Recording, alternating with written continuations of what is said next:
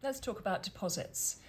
When we rent a property to a tenant and the tenancy agreement is an assured shorthold tenancy, by law, the deposit, and you can only take 5 weeks if the rent is £100,000 or less, that has to go into a protected scheme.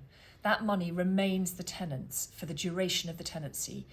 We put our deposits into the deposit protection scheme, otherwise known as the DPS. It's registered under the tenant's name, it's got their contact information, it's registered against the specific address of the property that they are renting. At the end of the tenancy, there is a negotiation between the landlord and the tenant, and if we're acting as a managing agent, we negotiate on the landlord's behalf about the disbursement of that deposit. And the basis of that conversation is taken from the check-in report that's done when you move into the property, and then a check-out report is done when you leave.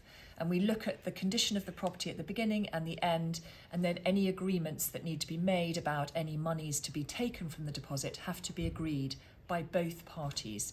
If they are not in agreement, then we have to file a dispute, and then it's adjudicated by an independent body who will decide how that deposit is going to be apportioned, who is going to get what.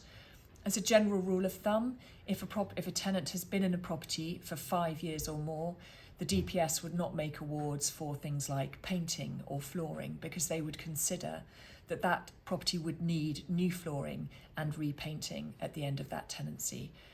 Cleaning, tenants should leave the property in the same condition of cleanliness that they found it.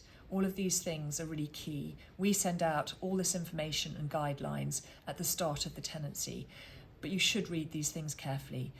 And just know, as a tenant, your deposit is protected as long as you are on an assured shorthold tenancy. If you are letting a company let, so a non-contractual, a non-AST tenancy, then the deposit terms, how it's held, is completely different. But if you are on an assured shorthold tenancy, your money will be in a protected scheme for the duration of your tenancy.